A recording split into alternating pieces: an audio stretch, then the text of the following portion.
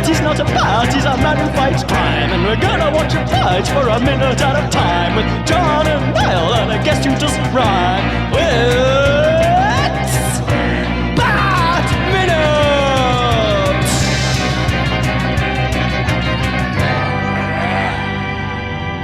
Attention, citizens of Fair Gotham, and welcome once again to Bat Minute of the Phantasm, the show that was sent by your long-dead parents. So you better listen, see?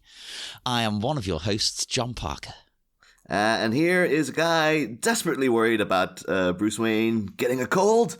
It's me, Niall McGowan. Well, that's a bit of a old wives' tale, as they used to say. You know, you're not going to get a cold just because you're wet, I don't think. Yeah, I think I'm extra because I don't even know if it was a cold, but I had a cold like 3 weeks ago, and then just the other day seemed to have one for 24 hours, and then it vanished again. So now I'm seeing, like, particularly because I gave my cold to my dad, who was like 79, and so like, and then he's just like, oh, the dose. We always, like, in Ireland they always call it the dose. So it's like, oh, this dose now. Like, oh my god, what's happening to me? Yeah. And so he's been dying of it since, and I've been perfectly. I was like, oh, I got over it in like a day, and then every time he rings, he's like, the dose now, the dose. Never forget. Someone who hopefully does not have the dose is our guest, returning guest, the one, the only Dale Kingsmill. Woo! Currently dose-free. Yeah. Oh, they don't have colds in Australia. It's too hot down there. It's too hot down here. Yeah. Tell that to the last cold I had. Real nasty one, real nasty. Then I had the dose. I'm going to say that forever now, just so you know. Yeah, I like that as like a differentiation between a normal cold and when it's like it's a cold, you know? Oh, it's a real, like, get the Albus oil out. Everything's stopping for the day. The dose has arrived. I don't know whether this is a family thing or an Australia thing or a Commonwealth. I don't know where this ends, but we call it the dreaded lurgy. Oh, we've got that. We've got lurgy. Yeah. Oh, but Australia has got a little bit extra. Yeah. Well, because of course it's not just a cold. It's the dreaded lurgy. I imagine, the Australian version's 1,000 times stronger. Let's be honest. Like all of the animals and everything. So, you don't want to get a cold there. It's made of spider venom. Yeah. Yeah. But we are here not to talk about our various illnesses. I'm sure that'll come up along the way because we're, especially me, I'm aging. But we are here to talk about Batman. It's so annoying though. It's the next minute where it's like it's not very healthy in here. It's That's true. Everyone needs to remember what we said here, and we'll bring it up again during the next bit. Well, Niall, just cut and paste it. Just take it out of this episode and put it in the next. But yes, this is minute 31. Somehow we're there already. The minute starts with my Bruce gently weeping, and it ends with that Sal forcefully inquiring. About what? We'll have to see. Oh, I'm so keeping all my Salvatore Valestra stuff until next minute. It's like, spoiler for next minute. I love Salvatore Valestra so much. For all those Valestra fans out there. Oh, there's millions of them. Won't that just be a treat? There are dozens of us. Dozens. That's probably accurate. Although, speaking of fandom, Dale, we kind of open this season, like open the weeks with the guests, kind of asking people about their history with the Batman animated series and this film in particular, because it's kind of renowned as being like the best Batman movie. But then at the same time, a lot of people haven't seen it. Really? So, like, yeah. Okay. So, was that a really people haven't seen it, or this is the best Batman movie? I come here ever since I said that Jack Nicholson wasn't attractive. I feel like every time I show up on this program, I come here to make enemies, and this time it's really that's the best Batman movie. I mean, it's fine. Yeah. I feel like it lacks a resolution. But, it's fine. I'm kind of more with you. People might know better. I like this, but it's not my favorite. I think of it, the resolution is just like everything's terrible forever for Batman, but he still has to get on with things. I don't know. I have questions about what happened to. I don't want to spoil things Oh, it's That seems fine. like We've a been strange thing to spoiling say. it all season. I don't know what happened to the Joker at the end, right? Like, I'm just saying, she's like, no, Batman, Bruce, I'm sorry, but I'm turning on our relationship and I'm taking the Joker because I'm going to get my retribution. And she disappears with the Joker and she uses her magic powers that I guess she has. And then the next time we see her, she's alone on a boat being sad. And there's just no reference whatsoever. I mean, it's fine. I feel like, 2/3 of the movie are flashback, and then there wasn't actually much movie. But I enjoyed myself. Is it just me being stupid, right? Or did you do the same as me? That sometimes there were so many flashbacks and they're so long that you forget you're in a flashback. Oh, and you think, definitely. oh, this is happening Certainly now. the first flashback, because the first flashback is quite an extended sequence, and then there's quite a dramatic time and location shift. Yeah. And it took me a little while to go, oh no, we're still in the past. Okay, Yes. got it. All right, he's brand Different new to being levels of Batman. the past. Okay, yeah, it was fine. It was fine. I got it. I got into the flashbacks, but it was a lot.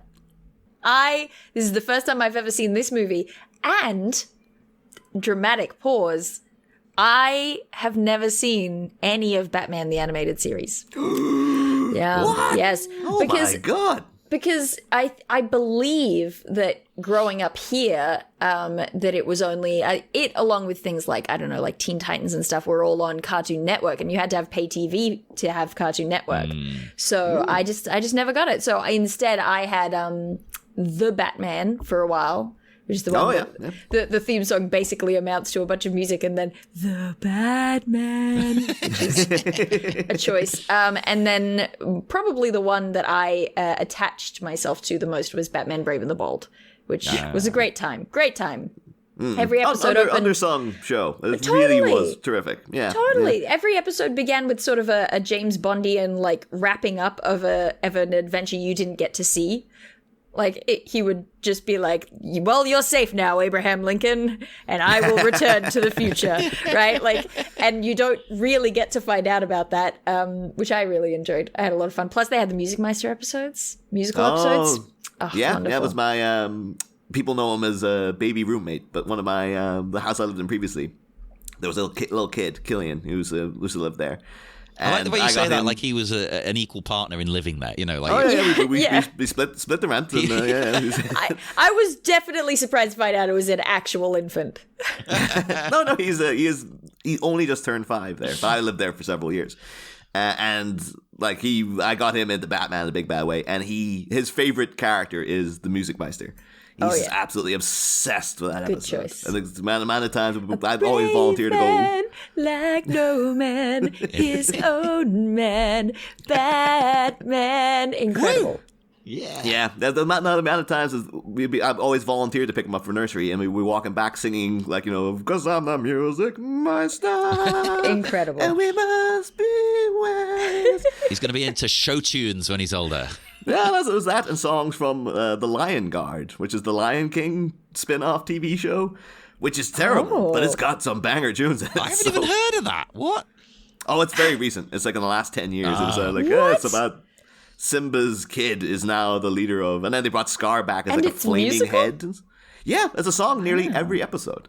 A full-on, big Disney musical song, a choreographed dance sequence. So it's trying to make a big intergenerational it's like Star Wars with the Skywalker saga. And there's a whole big thing where they bring back the ghost of Scar, and he's a giant flaming head in a volcano. Somehow Scar has returned. Yeah, totally. And you find out how there's a song about how he got his scar, which is terrible, but I love it and stuff. I'll send you the details, Dale. I'm sure you'd have a great time on how Scar got his scar. Isn't it a great coincidence that he's called Scar and he has a scar? Well, that's the thing in the show. They never go in. Then is so. And one of the reasons he hates Mufasa so much, according to the song, is because he nicknamed him Scar when he got the scar, instead of helping him or congratulating him for taking care of. Yeah, Scar has a real name, doesn't he? I have no never idea find what it it out. is. But in the show, they Google don't this. tell you Someone either. must know. I'm going to go Someone with out Steve. there. I think he's called Steve. Scar's real name. Fingers crossed for Steve. Yeah, but yeah, part of his whole deal is like, oh, I got rid of this lion and this snake that like gave me the scar that were threatening the kingdom. And then I told Mufasa, and he was like, oh, you asshole. Hey, look at the Scar. Let's call him Scar from now on. That makes me hate Mufasa. Look at that doofus with a scar. Let's make fun of him. And now you retroactively made me go like, oh yeah, you take out Mufasa then, because he's clearly a dead. Actually, yes. Do it. Yeah. According to the Disney fandom wiki, in The Lion Guard, it's revealed that Scar was born under the name Ascari. Oh my god. That only sounds Maybe like he a name. wasn't calling him Scar because of the scar. Maybe Mufasa was calling him Scar short for Ascari, and Scar was just self-conscious and misinterpreted. Oh, wait. I'm getting conflicting accounts. Okay, so according to the Lion Guard creator, his name was Ascari. But according to A Tale of Two Brothers, his birth name was Taka. I prefer So make of that what you will. Ascari, I feel I am attached to, but that might just be because I read it first. That's all it takes. It's wandering into Edward Nygma versus Edward Nashton territory, where they're oh, it's called Edward Nygma because he's the Riddler, and then they're like, that's stupid, just call him Edward Nashton instead. And now people are like, well, I prefer Edward Nygma because it's But Brig, you've definitely brought it back to Batman there now. That's the thing though, Dale. So you never really encountered like Kevin Conroy as Batman and Mark Hamill's Joker and stuff?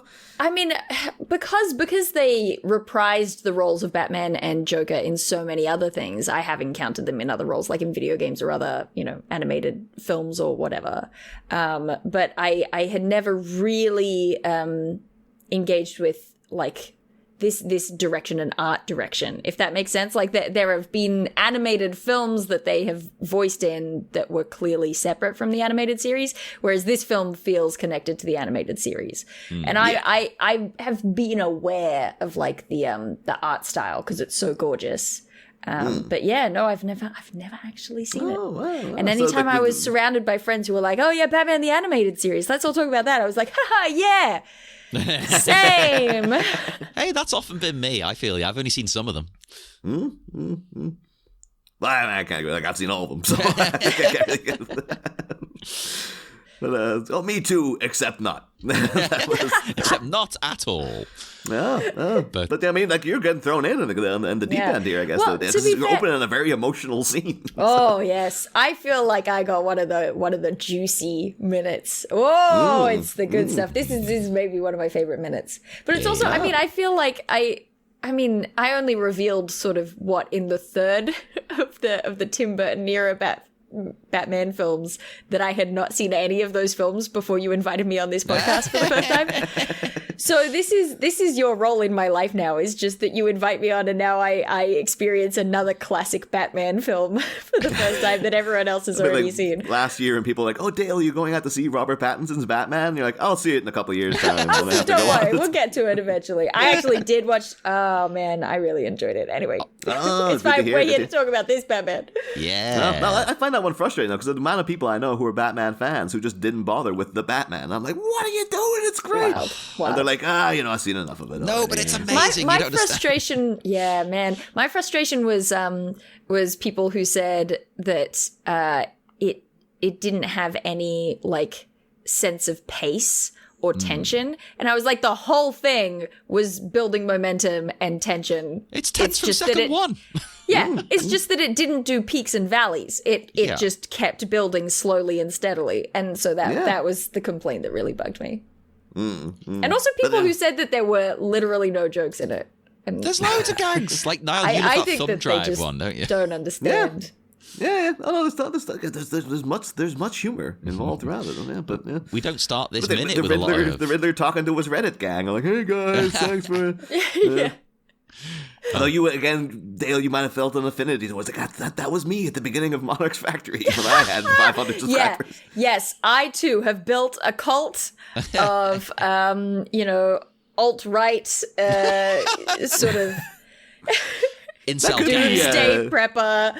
Yeah. That could have been like the Riddler's YouTube, like his little or his Twitter handle could have been like Edward Nashton built a YouTube channel out of spite. Yeah. It's like out of spites to the Waynes and the Now Gotham remember, City and guys, stuff. you have to smash that like button and ring the bell and. But we don't start this minute with a lot of gags because we've got Bruce. He's graveside still, wet from both tears and rain, sopping. One could say sodden, moist. Sopping and sodden. And he's begging his parents to send a sign to tell him that it's okay. And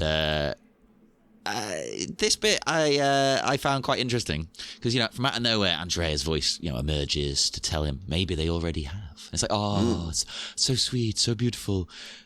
But I think the only thing I could focus on was she's a sensible woman. She's got an umbrella. This fool doesn't. Oh man. He needs her in his life, or look at him, he's a mess. No? The whole way through this movie was like, you know what, Bruce, you really should just not be Batman and marry Andrea.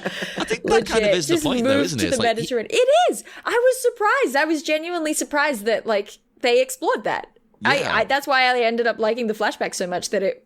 I was so certain that Bruce was going to be like, no, I can't because of Batman and stuff. Particularly after, although it is not this minute, particularly after the engagement, I was like, this is going to go terribly and it's all going to be Bruce's fault. Yeah. But no, it was not Bruce's fault. Like, he was ready and willing, and I was, I don't know. I think that this left me empathizing with Bruce more than I usually am willing.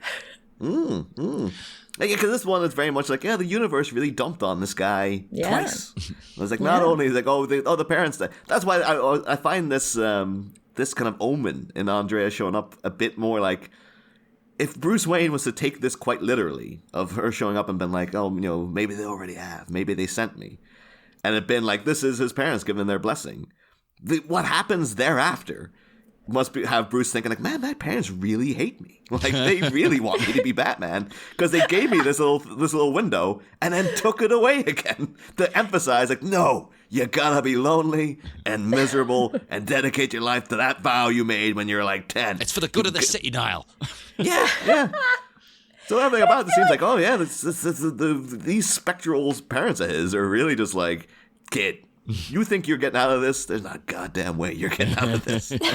What role do you think that Andrea's dead mum is playing in all of this? Because, let's not forget, all right, there's kind of this destiny element to the recurring gravesites, right? Like, you have these moments of them meeting because she's talking to her mother's grave, and then that's how they first get together, and then him talking to his parents, and her with the umbrella, and then, the back and forth, which, by the way, I have to say, I was so stoked. When Batman showed up in that cemetery and went to visit his parents' grave in bat costume, I was like, this isn't subtle. This is a terrible decision. What are you doing? The fact that she immediately realized that Batman was Bruce Wayne, I was like, proves that you're right. She's the best. Get married to her immediately. I'm still certain there's many people around also visiting Graveside, even though we're like, what's Batman by Bruce Wayne's parents' grave? That's a weird thing You'd to do. immediately put all of that, you would instantly be like, hang on a minute. Maybe that's Batman. Maybe Bruce Wayne is Batman. Because why else would he be there? And how's Batman getting all his money? It all just makes sense. It makes sense. Well, I do have to also say my personal headcanon for what's happening with Andrea here is that she shows up in what I call Nana McGowan outfit. Which is this? I don't know if you've ever done this, Dick. Again, the legends of Australia's weather are just like it's just sunny all the time. But I don't know if you've ever had to do this thing. It seems like a really old lady move of wrapping a thing around your head when it's raining because that's gonna, even though your hair is still cascading out the back and the front. Oh, so you attach that to the weather. I attach that to the kind of almost. Well, maybe not exactly 20s-ish, but, that old-fashioned aesthetic that they're going for. So I attached it to that old-fashioned thing of, tie a scarf around your head to keep your hair neat. I just assumed it was because my grandmother used to do it. My grandmother on my dad's side. Every time she'd go anywhere, she always had, a little handkerchief or a little, bandana. Well, or whatever. she's got to find some way to stop the dose. Yeah, well, they are dreaded around. They should change it to the dreaded dose. Really, There you the go. double Ds. You gotta get the double Ds. No, But this is so a I PG always show. assumed though it was some sort of thing to do with weather. It's like, oh, it keeps the head warm, or it's like. But then with this one, I was a bit like, Andrea, I really don't think that little handkerchief's gonna help, like, keep your hair not wet for a bit. But It's she true. does. She does have the umbrella, but I like to think Alfred gave her that umbrella to be like, he's clearly out there sopping wet by the parents' grave. Go take this to him for the love of God. Because the thing is, how does Andrea know to go here? Do we think it's Alfred told her They because he met was on at the his phone? parents' grave. He probably hangs out there most of the time. That's the only place Like he she- goes. She was on the phone to Alfred, and he was just like, "Oh, well, I don't know. I just don't know," and stormed out. Was Alfred like, "Well, he's probably gone to mope at the parents' grave again, I so would you'll not get put him it past there." Alfred at all. Yeah. Yeah, Well, because yeah. as we know, Alfred in this, he's really trying to push Bruce into giving up the Batman thing. He's like, Yeah. you probably should Sure just hook is. up with this lady, you know? Yeah. Although he does get, the tough end of the stick every time he walks in on them making out. Yeah. Oh, I think it's a little more than making out. Whoa. I'm pretty sure Whoa. it's raw dogs on the lawn. Is what that was. Oh, jeez. Is it just me who finds... I get it's meant to be nice, right? But who finds what Andrea says a bit manipulative? Because, she's like, maybe they sent me. Because to me, that's a bit creepy. Like, now he feels obliged to stick with her, right? That's a bit of a guilt trip. He can't turn her away. She's guess. been sent by his dead parents just for him. I didn't think it that way. But I think, in a weird way, I can see how it would be comforting, right? Yeah. If you're so, like, caught up in this, because he is not mentally healthy. My man's is not mentally healthy. No. But, as well, the fact that she has these conversations with her dead mother and this idea of, like, she seemingly as a character does genuinely believe in this idea of, them still reaching out from beyond, and not even in a very super duper literal way, but there is that element of connection. So I don't know. I maybe it's just because I do want them to get married that I'm kind of like, I will read this in the most generous light. I'm really stuck up on, like, I guess we know that Andrea herself is not all that mentally sound because she becomes the Phantasm. Spoilers. Nothing wrong with that. There's But nothing it's- wrong with donning the costume of a ghost, changing your voice, and embodying the Mancardo hook hand tale, Yeah, okay? And then Sometimes going around with your you gotta dad's do voice what you and gotta doing it do. in his name, basically, in a weird way. But I would have thought, though, this would have been a massive red flag because she never asks Bruce. Maybe she's like, I'll save it for the wedding night or whatever. She just knows he has this vow.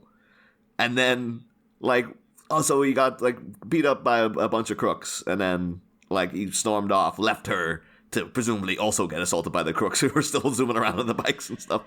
And then she's like, goes to, like, Alfred's like, he'll be out by his parents' grave, I guess, if he's going anywhere, out in this thunder and lightning storm. And she goes up, and he's literally on his knees, begging his parents, going, "Please tell me it's okay." And in a gushing rainstorm, and she's not like, "Whoo, well, good luck with all of that. a I'll really see you good around, Bruce." I'll maybe It's see you like, tomorrow, I guess. Yes, I would be like, this guy is clearly a psych. Particularly when you don't know, like, what is this vow? What vow did he make? Like, what the hell is he doing? Maybe what She does he didn't have take to the get his vow permission? seriously, because when he told her about the vow, it was in kind of like a cute, flirty way.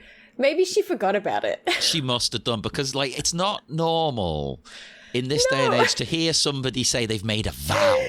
But even if she 100%. doesn't think, if she's not thinking about the vow, she must be like, why is he in front of his parents' grave crying, asking for permission to go out with me? Like, It is a you'd lot. be- It is a lot.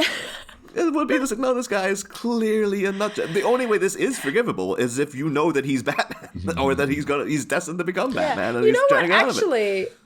Actually, now that you've put it that way, it also is a lot of pressure to take on yourself to be like, yeah, maybe your dead parents sent me to you. Like, that in and of itself is more like a proposal than the actual proposal was. Really, Because at that point, you got to be like, all right, I'm in it forever. Because Yeah, you got no otherwise, The only way it makes sense is if we had a theory going when Bruce first meets Andrea's dad, and he's instantly like, oh, I already think of you as family and all this stuff. We know that he's already in debt to the mob. It could be he's like, Andrea, you gotta bag this friggin' millionaire to get us out of this situation. So she's there now, like okay, Bruce, maybe your parents sent me. Like, it'll be a quickie divorce, I promise. Like, let's get a prenup, make sure the prenup's in my favor, obviously, and then I'll take him to the cleaners as soon as the honeymoon's over. I love a good conspiracy theory.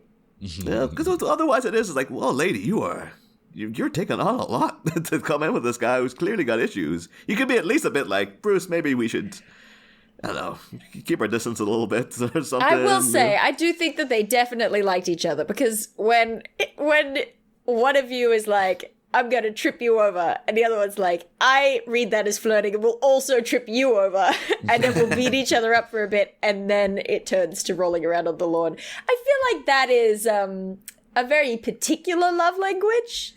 Yeah. And probably that their feelings were genuine on some level.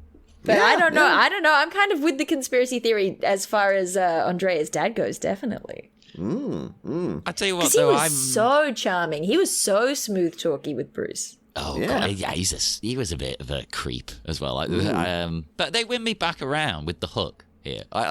Yes. I just, any hug I just like. I'm like, oh, it's sweet. I think a hug's better than anything else. Oh, no. Leave all the other physical Really, crap. Just really a hug. very hug. sweet. I do wonder if there's a little bit of awkwardness with Bruce as well as he stands up. He's kind of like, well, this is a weird position to find me in, I guess. But yeah, no, I do. I should say, like, all joking aside and stuff, this is like a really beautiful scene. The Shirley Walker scores and a particular high point, and it's never at a low point in this movie. It's always great. The music, The artistic rendition of the storm, gorgeous. Plus, I just think it's nice because we so often get stoic Bruce, and I just want to shake him. So it's nice getting a Bruce who we get like not just like some internal monologue or something, or like hints at insight into his psyche, but like genuinely him crying over his parents' grave and being like, look, I made a promise to you that I was gonna like end crime. But now I realize that actually there is a way for me to live a happy and normal life, but I feel like I'd be betraying you. Like, actually getting this sort of almost soliloquy kind of segment with Bruce. It's so rare for me to empathize with him. It's so rare for me to empathize with this man, and it really made me do it. And then I just think the hug was really sweet. So it all came together, and I love that scene. I really genuinely love that scene. Yeah, You would even his like- expression during the hug too, like the kind of look of they have to try to convey through animation sort of like the pain, but also relief, and the fact he's really clinging on to her and stuff. It's like it's very, very well done. I did love that. Yeah, you do feel for Bruce a lot, just with that one shot of him like on his face as he's holding her, well, being held more than anything, because you can see how he needed that in that moment. It's very lovely. And you know what, Dale, in the script, you would have liked it even more, because when they're holding each other, he releases a single tear. I wonder why they took that out. That's quite cool. Yeah. Although, did that tear roll down his cheek and then freeze and then blow away? It's like, Should have done. Joel Schumacher read that script and he's like, I can one-up this. Like, very easily, I can one-up this. I tell you what, though, I know it's for dramatic effect. All movies do this, but she drops the umbrella for this moment. Why do movies try to make hugging and kissing in the rain romantic? It's not. It's horrible. Well, to be fair, would it be there'd be an awkward element of trying to keep the umbrella out of the hug? I've done that in real life, though. I've done it. I think it's a lose-lose situation for Andrea. He's much taller than her too, so he'd go run in and then he'd just bump his head on the umbrella and she'd have to like kind of hoist it up. It's and more You know what stuff. the solution is? The solution is Alfred is there holding the umbrella while they hug. And that sounds like something Bruce would make him do as well. Just goes down in front of the grave and Alfred's has to nip off. There's the rule. Yep. Every There's time. The comic rule of 3. They only do it twice in the movie where he walks in on them. This would have been the 3rd time where he's like, allow me to get that. And then they're already just like, yeah, zippers are getting undone. And it's like, it just got a bit too X-rated for the censors. I suppose, you know what, I've just came up with an idea of why she might have done it. he's already wet. She's gonna hug him. Yeah, you're gonna get wet. That's true. The worst example of it, though, because I remember there used to be a whole big thing. I don't think he's maintained it because he's not worked as much over the years, I guess. Is that it used to be a real staple of John Cusack. John Cusack kissing in the rain. Oh, yeah. You go through a list of his movies, like, yeah, guy, he loves being wet. And he in pouring rainstorms, and he loves kissing. And the big one that I was like, there's no way that's pleasurable for anyone, is in High Fidelity, where like it's one of his ex's father's funeral, and she meets him outside, and she's like, can we just do this, because I just want to feel anything else but the pain of my father's loss. So he shags her outside in like a rose bush in the pissing rain. Of course, High Fidelity remade recently with Zoe Kravitz, so everything's connected. So this is a bizarre link around, but I did a D&D video where I was talking about like weather effects, but I spent the first half of the video talking about how we understand the narrative place of weather in terms of like how it shows up in movies and TV shows and stuff. And the analysis that I did for rain was basically that it's used to show any strong emotion, right? I am feeling this emotion so strongly that it doesn't matter that I'm in the rain. I won't even acknowledge the rain. So I am so angry that I don't care. I am so in love with you that is it raining? I hadn't noticed. I'm so thrilled. I'm so happy. I'm so sad. All of these things that it's literally just like an expression of extremely strong emotion. It's like a shorthand for that throughout film. Yeah. Well, that's what's going on here, of course, because that's why Bruce is here without an umbrella, really. I'm making fun, but it's because he's so upset that he's just like, I don't even care about the rain. Yeah. But even around this time, was it like 93, and then like 94, 95, you would have had that episode of Friends where Ross declares he has that list that he's going to Rachel, and then he's outside in the bucketing rain reading a list somehow that's like, she's not you, or whatever the resolution is, and Rachel pulls the blinds on him and stuff. And of course, you get the really infuriating one is in the end of Back to the Future Part 2, where Doc sent that letter from the Western time. And then he's like, "Oh yeah, we've had this letter in the post office for like 100 years. Like, we're not seeing if anyone was going to show up." And then Marty McFly just like starts reading it in the bucketing rain when all the water's getting all over. It's like, "What are you doing, you idiot?" That ink is gone. It's gone. Oh man. He's going to be like, I need to find Doc. He actually gave me very specific instructions where to find him, but it was something that goddamn rainstorm. I would like to take this moment to point out that you said this movie was 1993, and I was born in 1993. I'm just running out of things where I can say that and feel young. You know how it is. That's the thing. I always regard you, Dale, as been like, oh yeah, she's the younger generation, Dale. But I think now you're gonna. Would you count yourself as Gen Z? I don't know if it counts anymore. No. I think to be Gen Z, you have to have some kind of innate understanding of TikTok. I think that's the measure. Oh, that means you're 30 this year then, though. So it's like, it's all downhill from now, Dale. I gotta tell you. I've made it. Finally, I'm making it to adulthood. You don't want to. Go back. Just hang out there for a while. Just say like, oh no, the pandemic... Everyone just agrees that we lost those 2 years, so now you're back to 28. Yeah, that's true. You know what? Absolutely. We should all just agree as a society that that's the case. Everybody across the board. My birthdays got cancelled, therefore I didn't age. Yep. 100%. That's how it works. Yeah. Should also just say like a little thing I enjoyed that because obviously we dealt with like Bruce Wayne and his like his sort of dedication to the vow and all this, his relationship with his parents. We've dealt with so much over the seasons, but they recently did do Batman Unburied, the Spotify podcast series, written by David Goyer, who freaking co-wrote Batman Begins and stuff, and it's got Winston Duke is Batman. I think we talked about it in previous episodes because he's great Bruce Wayne voice. His Bruce Wayne voice sounds like what his Batman voice should be because Winston Duke just sounds cool naturally. And then for some reason he put on like this Batman voice is worse than Christian Bale's. It's got a whole business where like Ashley How dare you say that? How dare you say that Christian Bale's Batman voice is great? But then you also get like it's really distracting because like Ashley Birch she's from YouTube and stuff, and she's in Mythic Quest, and she plays Vicky Vale and tries to play her all husky and sexy, and then it's like I know what Ashley Birch looks like though. Like I know that she's not. I know that she's like a really geeky person, and then occasionally when she has to yell for help, she goes into this like help.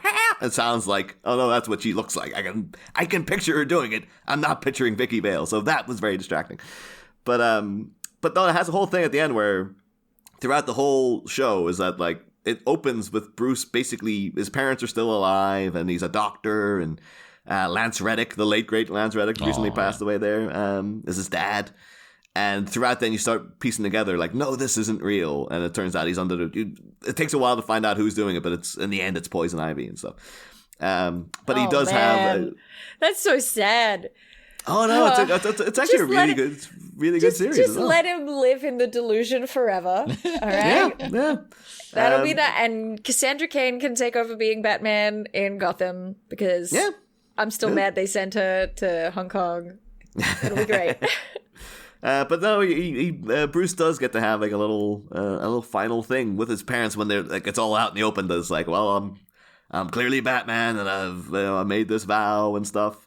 But he says to them, he's kind of like, it's these days it's not so much about you anymore. It's not about the vow to his parents. He's just like, I just really like being Batman now. Like he has a whole big, really well written, well delivered speech about like I just enjoy when I get up and I throw out my line.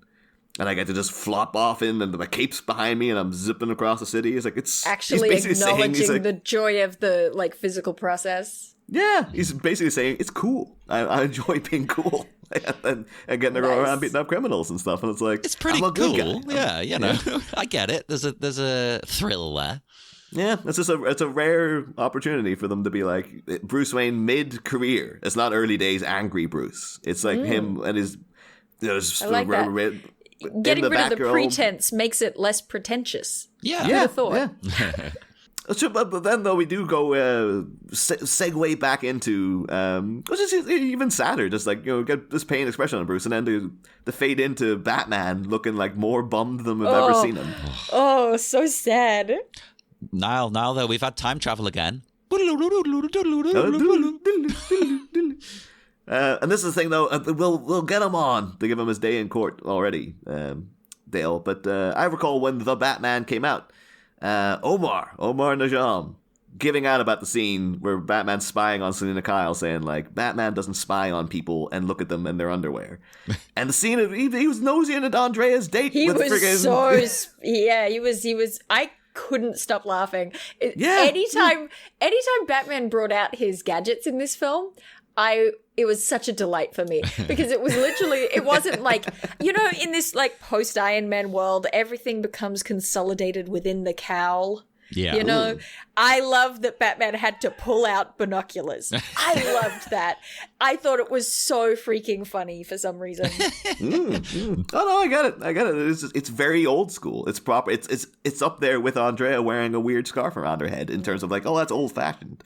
I connect with this Bruce a bit more than some of the others as well, because, he's up here sitting like a grotesque, like I do all the time. And I have these kind of, the way my brain works, I have these kind of memories and flashbacks all the time about things, so I'm hyper emotive, I think, and he seems to be as well. So just like one little minor thing might ruin your day. Like, oh, for God's sake, that reminds me of this thing that happened 20 years ago. Live the flashbacks, yeah. Yeah.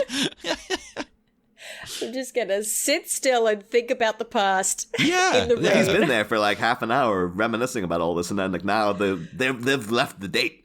Some other couple looking over, is like, is that Batman spying on us? He's over there with a pair of binoculars. That's why this police copter comes by, because they're like, Batman's over at the church. I think he's spying on people.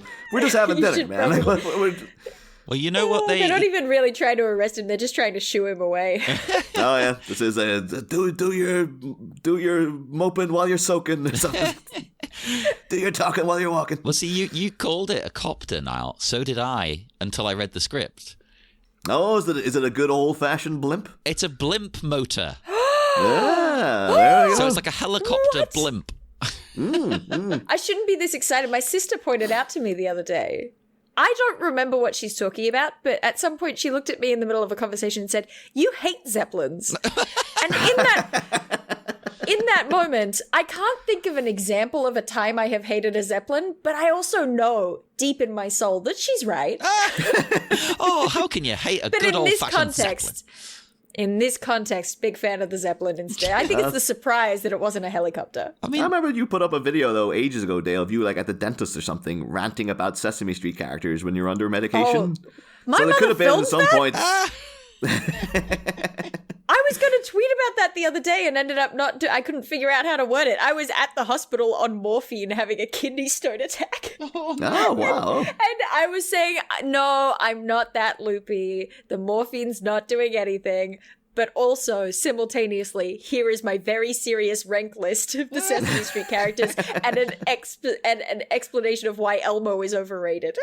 That's going to be fighting words to some people. I mean, I would agree. I was like, what is with Elmo? Why is everyone so into this guy? I don't get it. He's But- cute. I mean, Elmo would be fine if they didn't keep giving Elmo the only spotlight. All right, there are plenty of great Muppets on Sesame Street. Yeah. And it's a problem for me. Like, there's room for a Grover show, but instead, Elmo gets 15 shows. That's all true. I'm saying.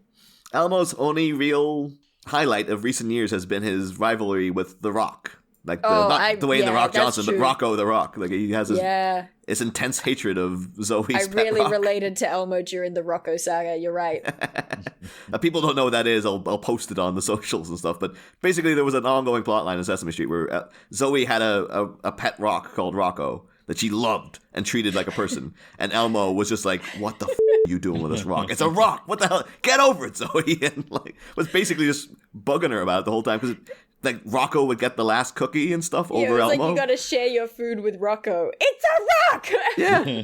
But no, I wouldn't be surprised though, Dale. It's some other, one of your unfortunately sounds frequent like trips me. to the hospital. Maybe you did come out with a rant against Zeppelins at some point. Yeah, it sounds like something I would say. I can't stand by it right now, but it does sound like something I would say. It's nice though to know that you got your kidney stone attack out of the way before recording this time. 'cause Don't tempt anything. Yeah. I was actually going to tweet you at one point in recent months because I thought I had kidney stones quite. The last couple of months I've been going through a similar thing, but all the knowledge you could possibly need. Hit me up anytime for your kidney stone woes. the annoying thing is that it's not. They don't know what it is yet. They're just like, oh, it's a random. no. They thought it was diverticulitis at one point. Then they're like, no, you're too young for that. And then. Which was also at 35. I don't think we're like, that's oh, a good argument. I don't think that's a good argument because when I had to, it's me in the renal ward surrounded by 90-year-olds. You know what I mean? I was 23. For the people who don't know, by the way, my first appearance on this podcast, it was the first one, wasn't it? Like that night. Just after we'd stopped recording, I had a kidney stone attack for the first time ever. And then it just continued to be a saga where I would record for the Bat Minute, a little guest spot, and then like the next day I'd be in the hospital with kidney stones again. It just kept happening. But I'm pleased to say I am now officially kidney stone free. Woo! Hooray! Woo. And now spiritually they've gone over to me, maybe. I mean, that's You why said- it's yeah. Oh no. It's like the ghost of Dale's kidney stones have now Yeah. attached to someone else. That's why they can't detect them. They're like, it doesn't look like I've got kidney stones. But like, oh, it feels like I do. What the hell? Phantom kidney stones. No, the mask of the kidney stones. But anyway, yeah. So Bruce, it was a full. I know we'll have to deal with blimps later in the movie. But no, because it sounded so much like a helicopter, I assumed that's what it was. Well, but it kind of is. It's a blimp with helicopter rotors for some stupid reason. I don't know. And they just think, well, it's Batman. It has to be blimp related. I guess maybe it has to be like, maybe they wanted to just do a blimp, and like, oh, the blimp would be silent though. So we wanted to be more cinematic. It has to be like a noise. So it's like, it's a helicopter / blimp. I guess. Which makes no sense, but I don't care. I love it. It's like, wasn't there a danger of the propellers like piercing the balloon and like it's deflating? Like, who cares? Just This keep going. didn't stop these people in real life. There was a danger that the thing could explode in a moment's notice, and that happened. Yeah. Because that's why Dale's hatred of Zeppelin comes from. They just- That's it. It's because a Zeppelin killed my killed my brother, and Zeppelins are the brothers of Zeppelins, so it's a whole blood feud. Do either of you know? Can I ask? when did this conceptualization of Gotham as being, like, I don't know, an old-fashioned New York or New York as it could have been, when did that begin? Because I know that Gotham is like an old-fashioned name for New York, I understand that. But like the visualization of it, when did it become, no, Gotham will continue down the line of blimps and sort of this Art Deco design and... I think it's all harkening back to just when Batman was created in like the 30s, and they're like, well, that's what it was drawn like back then. So then when they just kept it. Yeah, when Tim Burton then, like for ages then, it would be into like, no, the 70s, it just kind of looks like a city and stuff, and we're keeping it updated. And then Tim Burton comes in and does a really stylized version, and it's like, oh, well, like, Batman used to be like all film noir and stuff. Let's do that then. And then at the same time, I do love it. This intense need to include a monorail. I'm a big fan of it. It's great. And also then they have Chris Nolan been like, I'm going to make the monorail like a seminal... The monorail is very important. Yeah, it's going to revolve around... The entire finale is going to revolve around a monorail. that's the... Or maybe he was just a really big Simpsons fan. He's just like, you know what? The only monorail representation we really get is that one episode. It's great, though, because it gives the city character. It's not just a boring... big, like New York-esque place that's got no personality to it. Meanwhile, I mean, I mentioned to you two that I watched a ton of DC movies over the weekend. The newer ones set in Metropolis really took me off guard because they characterize Metropolis as this very futuristic in terms of fashion, architecture. It looks like an alien city. And I appreciate the intent in doing that, but it freaked me out. I don't know why. I want Metropolis to just be a normal city, but I do want Gotham to be this weird, like, the world of tomorrow kind of place. Yeah, I can appreciate both, though. Just be like, oh yeah, Metropolis is weirdly futuristic, and then Gotham is just inexplicably stuck in 1937. For no reason, but they exist side by side. Yeah. And Superman shows up, and he's just like, what the hell? Like, what's going on here? It's like, Bruce, don't you have like modern technology? Why are you watching a black and white TV? It's like, you're a millionaire, man. It's like, what are you talking about? This I like it. He's just so pretentious. He's like, I just prefer it this way. He's just like, I just admitted to my parents that I'm only Batman now because it's cool. I'm just tell you, Clark. I like things like I keep the blimps in circulation because they're cool. Okay, it's like hipster. I pay for the blimps out of pocket. Yeah, he funds all of it. There was a tweet that went viral after The Batman came out, where they were like, oh, now the streets of Gotham are flooded. That's what it ends, and you're going into what they always refer to as no man's land, is because it's a big comic arc where like Gotham has an earthquake and everything just goes crazy, and like all the criminals have escaped and stuff. So they're like, oh, the next movie will be like a no man's land kind of scenario, but it'll be a flood instead. And people were just like, you know what you have to introduce, though? If the police can't drive around, how are they going to keep their eye on things? Now you bring in the blimps. There would be something so funny about seeing Arpats, brooding with his bizarre floppy emo hair that all of my friends loved that I hated. That was my one big beef was the hair. I was like, I can't. Yeah. You must know what this looks like. It looks like he's from 2006. This is insane. I don't know. Every friend of mine who maybe it's because I didn't have an emo phase. All of my friends loved the hair. I didn't like the hair. But anyway, imagining Arpats with his emo hair on a blimp. That's the picture in my head, and I'm enjoying it. That's how you one up Chris Nolan. I was like, oh, he revolved the finale around a monorail. Finale of the next one is Batman fighting on a blimp. There you go. Perfect. Just on top of the blimp, under the blimp. He's all over that blimp, and it's all revolves around the blimp somehow. It's like Mr. Freeze is firing a freeze ray from a blimp or something. There you go. Done. But although people keep insisting it's going to be Mr. Freeze. It's like, that movie didn't seem like it was leading up to... There's no way they're going to do Mr. Freeze. No. They're going to avoid superpowered bad guys as long as they possibly can. Absolutely. Although now the rumor is it's going to be Clayface. It's like, it doesn't feel like Clayface is going to show up in these things. It's like... he's too crazy a character and stuff. I told you that they're going to retool it now. They're not just going to do it straight up. They're going to try and make it. I think you came up with the original Clayface. It sounded a lot more believable. There's the old school 40s Clayface who was just a guy. Yeah. Like he was just, and he was an actor who was in a film called Clayface, and that's why they called him Clayface and stuff. But then you see that now, you're like, oh, we got Clayface in a movie. He's just a guy. The world will be like, what? What are you wasting him for? That's true. I don't know. Maybe we're overestimating how many, like, non-comic book nerdy superhero fans, Like, does the general public really know about Clayface? No, really, absolutely. They know the Riddler. They don't know Clayface. Yeah. Yeah. I think they know the Joker. They know Catwoman. And at this point, they're like, boy, do they know the Joker. Yeah. Jeez, I'm trying to think who showed up in like the Adam West series. That's probably the Penguin. most. Yeah. Yeah. He's getting his own movie, isn't he? He's got his own TV show. And then annoyingly, we had one of the writers on as a guest talking about From Dusk Till Dawn for one of our other hiatus episodes. And then at the end, we're like, so what can you tell us about the show? And she was like, oh, nothing. Like, why would I tell Literally you? nothing. And she's like, well, it's all secret. Like, why would I tell you anything? Like, oh, okay. Well, There's that's so fair. many NDAs. It's fair enough, but we had to ask. You know? Yeah, of course. And then, weirdly enough, I was trying to get her back on this season. She's like, I've never seen Mask of the Phantasm. I was like, you're writing a Penguin TV show set in the Gotham City, and you've never seen Mask of the Phantasm. And she's like, yeah. Well, to be fair, there's not a lot. There are dozens of us. There's not a lot you can get about the Penguin from this. It's true. Yeah. But Although, speaking of corrupt, the Penguin knows almost mayor. Speaking of corrupt city officials, we then go to, I thought it was a very odd shot of, I don't know why, the city councilman just wandering down the street by himself without a briefcase or anything. It struck me as weird. Like, I thought they would have. Maybe he was going to lunch. Yeah. Doesn't need to bring his briefcase to lunch. I guess Leaves so. it in the I guess office. so. Yeah, I just always thought, like, it reminded I don't me know. really I don't of, live a white collar life. I don't know what it's like.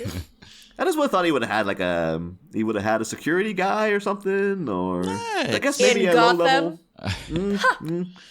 I guess maybe low level government people. Because I remember one of the big things that went viral was during the pandemic was over here. One of the big figures of it was a guy called Chris Whitty, who was just this Mr. Burns looking kind of guy, and people hated him because he would come out and tell you that, like, oh yeah, this is terrible and you need to keep doing this, that, and the other. But you shouldn't have hated him because he was just coming out and going like, well, if you want this pandemic to end, you should probably keep in mind all this stuff. Right.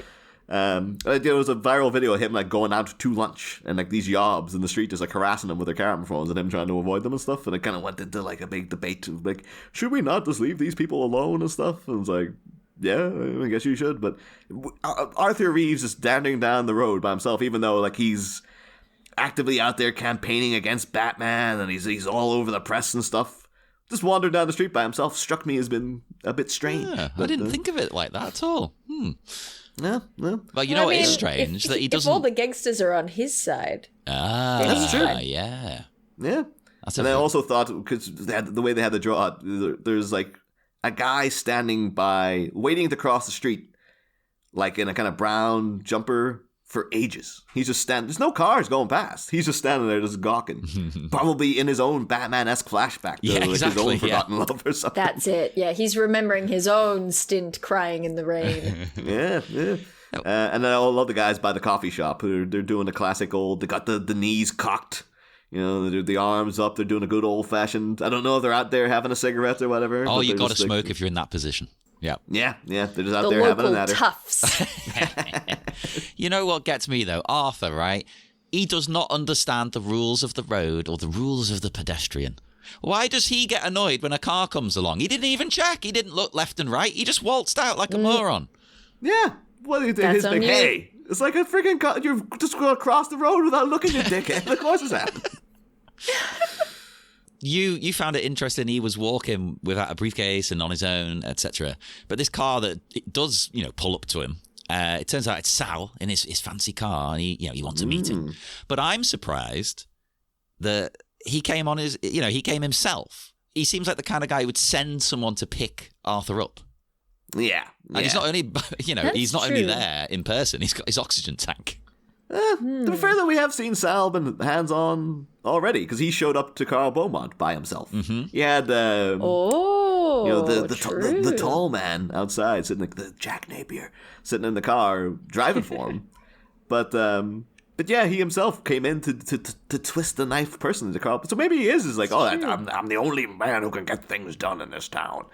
So, yeah, he goes out and does it himself. Man, if there was a DA somewhere who wasn't corrupt in Gotham City, Sal would be going down. Yeah. There's so many crimes. You don't even need to do a RICO case. Yeah. I do appreciate there's a little, like, you could read it that way of, because the car pulls up, and Arthur's just looking at his reflection, and then the window goes down and it's Sal behind it. And it could be like, well, he's corrupt as all hell, so Arthur Reeves is like, down the line, will just become a Sal Valestra. Right. Like he's just going to be like a lonely, rich old guy, worried about the fact that like his little corrupt empire is going to fall down around him because he just led a dishonest life this whole time. But yeah, so we do get Arthur hops in there with Sal, but the conversation kind of continues on into the next minute, and like I kind of just want to get to the next minute because we get to talk about Sal Valestra so much. Yeah, and I love Sal Valestra, so I am all noted out for minute 31. Unless you guys have anything else that you want to throw in about this minute in particular. Nothing from me apart from an appreciation. Isn't it nice that we're getting basically 3 distinct minute-long clips? Yes. More or less. It seems to be working out like that quite a bit while we're doing this. It's weird. Dark night. Dale, would you like to promote anything you have coming up or tell people where they can find your work online? Oh, yeah, golly, I forgot that this is a thing. Oh, man, gotta spruik myself. Hi, I'm Dale Kingsmill. I have a YouTube channel where I make videos about nerdy things, most typically D&D or mythology stuff, but I've dabbled in all sorts of areas. You can also, the channel is called Monarch's Factory, but if you Google Dale Kingsmill YouTube, it'll be easier for you. That's why I didn't say that it's called Monarch's Factory, just for the record. And I also have a Twitter where I hang out pretty regularly. And my tag is @DailyDale, so you can find me there. Hey, check all of that out. And as usual, all of our stuff, Facebook, Twitter, Instagram, everything. We're just everywhere. You can't get rid of us. We're annoying. We're a nuisance. And go to our network, Sleepy Charlie Media, on Patreon for more wonderful bonus content, extra episodes, and, well, I was going to say that's about it, but there are commentaries and things like that. But we need to do a new commentary track. We're going to do one. We'll be some. I don't know if we'll do it for the Patreon, but we do have tickets now for Heathers the Musical, which ties into Batman in a weird way. Wait, how does Heathers the Musical tie into Batman? Because Heathers, the original film, was written by Dan Waters, who wrote Batman Returns. Yep. So there you go. God. Yeah. Everything's connected. We got one in. Although, as we covered in Batman Returns, his script was terrible, and they got a guy in to do revisions for it, and he made the movie basically. Dan Waters he's coasting on this like, oh, I wrote Batman Returns. Did you? You wrote something that resembled Batman Returns, and then Wesley Strick had to come in and fix it for you, basically. But because of that, though, we can now talk about Heathers, and then we can therefore talk about Heathers the Musical, and go maybe do a review after seeing it and stuff. So on that repeated bombshell, we will depart then. So join us again on Wednesday for more exciting Bat Minute of the Phantasm. Next time, backseat debauchery. Not like that, though. A poorly perp parleys with a contemptible politician, coughing up concerns about a freak job and a crucifixion. But while this obscene octogenarian is left grasping for oxygen, which cave-dwelling, keyboard-clacking constable is currently tracking him? There's whinging and wheezing on Wednesday, Dark Knight devotees. Shame Bat Pod. Different minute. I must have dope, stiff it,